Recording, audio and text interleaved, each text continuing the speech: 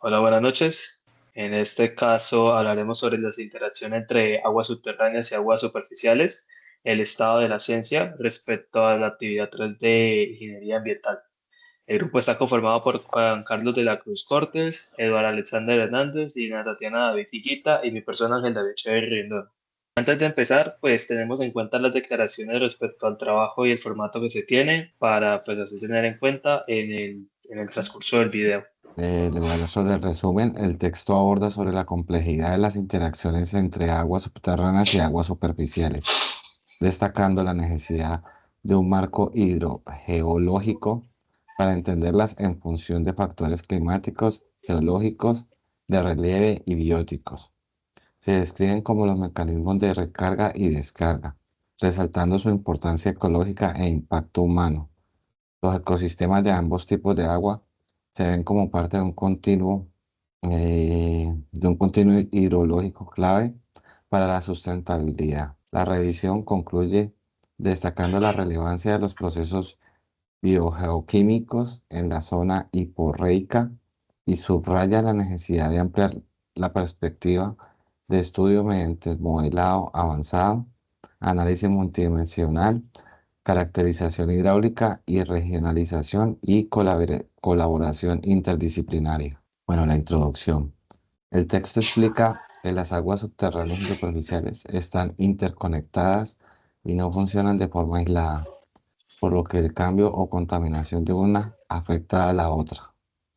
Comprender estas interacciones es clave para una buena gestión del agua.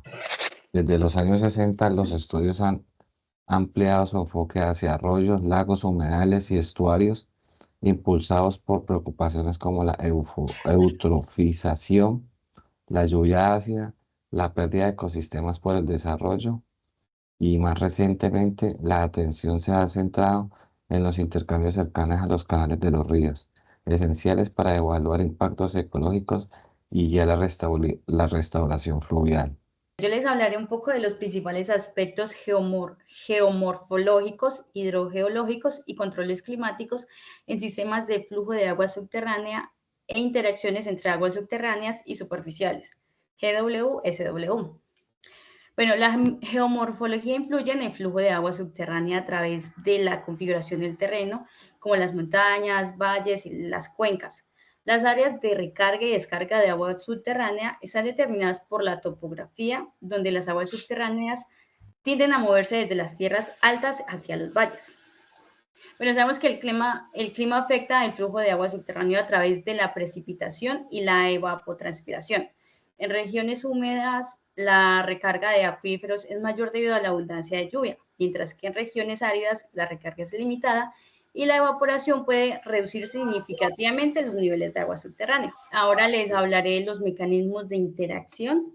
Las interacciones hidrológicas entre las aguas superficiales y subterráneas ocurren por flujo lateral subterráneo a través del suelo no saturado y por infiltración o exfiltración de las zonas saturadas.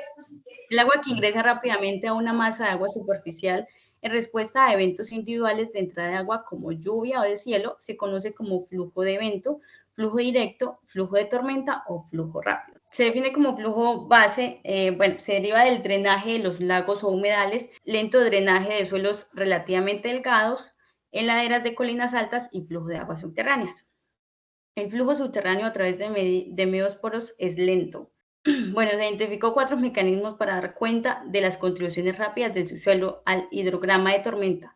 El flujo de traslación, flujo de macroporos, crestas de aguas subterráneas y flujos de retorno.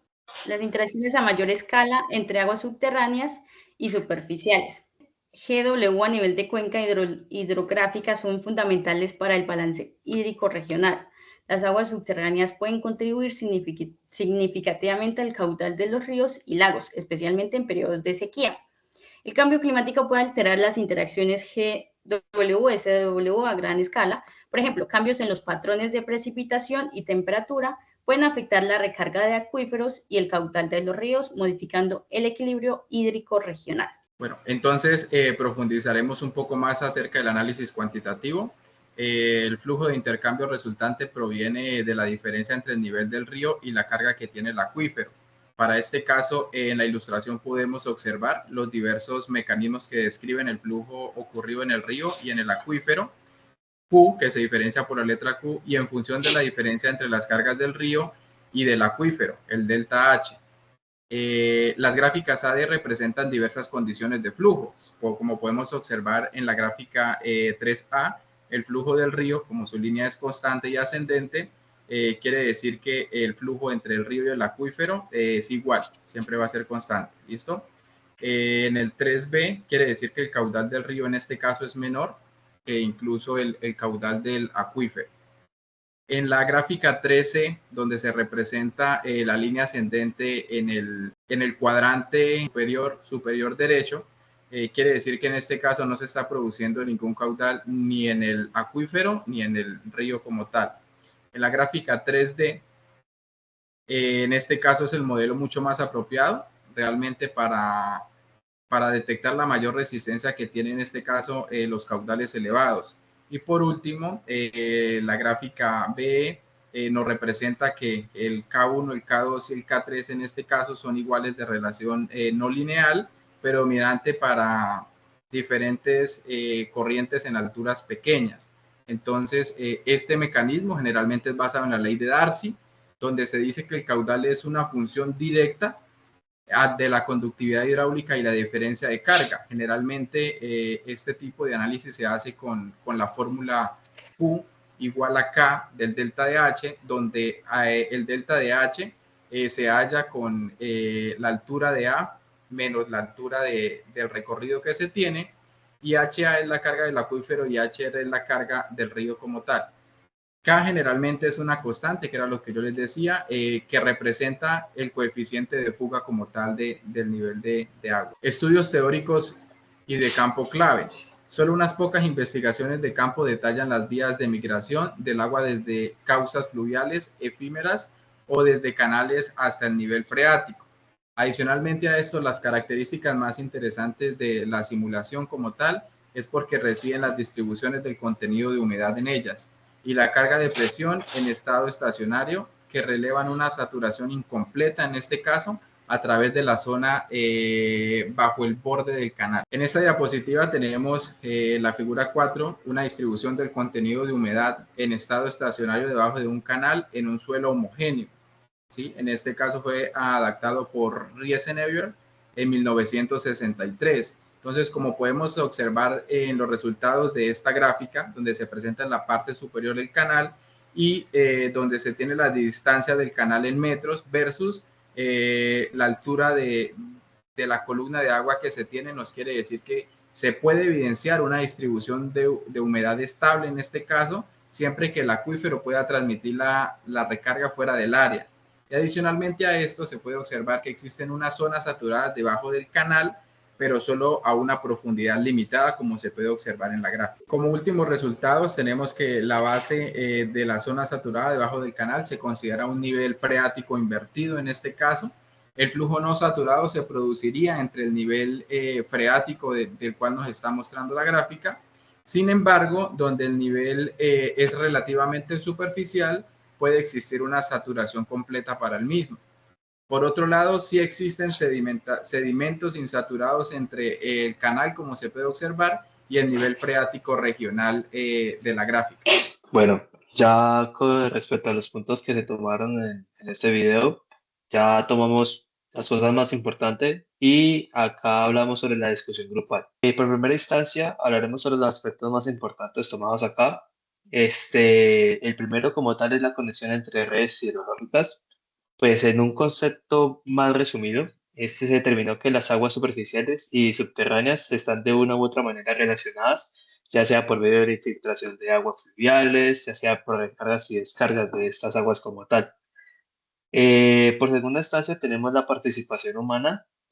Pues ha sido un producto de la intervención humana dentro de las conexiones hidrológicas, tanto por medio de presas, fábricas, ciertos aspectos industriales y domésticas, ya sea por la extracción de agua, puede dar por consecuencia cambios ecológicos, ya sea en el medio ambiente, asentamientos, etcétera.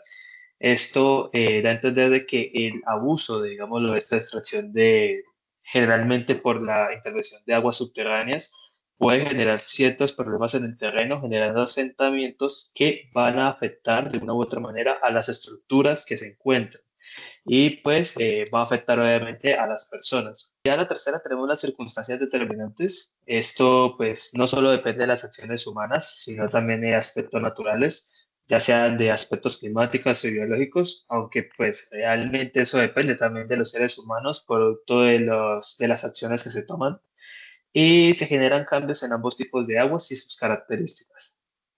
Tenemos de que la cuarta sería la perspectiva múltiple. Este sería respecto al conocimiento de dichas fuentes hídricas y de su comportamiento, pues esto debe ser desarrollado por múltiples programas de estudio, como lo hemos mencionado anteriormente, pues esto es para comprender mejor las dichas interacciones entre este tipo de conexiones hídricas como tal. Entonces, pues la conexión de ciertas profesiones y ciertos conocimientos respecto a las personas de los temas pues va a generarnos como tal un mejor panorama para entender las circunstancias que se encuentran. Por otro lado, hablaremos sobre algo que es bastante importante y respecto a los impactos de la salud humana sobre las interacciones hidráulicas. Pues tenemos el primero de que las sustancias tóxicas como tal, producto de la infiltración de metales pesados y nitratos en las aguas subterráneas, va a generar como tal pérdidas de la pureza de esta, perjudicando hacia la salud humana. Ya pues esto se produce generalmente cuando se extrae esta agua y pues ya sea en el consumo humano, entre otras cosas, pues esto va a afectar a su salud. La segunda relacionada con los desbalances ecológicos, ya sea por el desequilibrio de los cuerpos de agua, se produce generalmente por el exceso de algas dentro de esta, disminuyendo el oxígeno del agua, acabando así con la vida acuífera.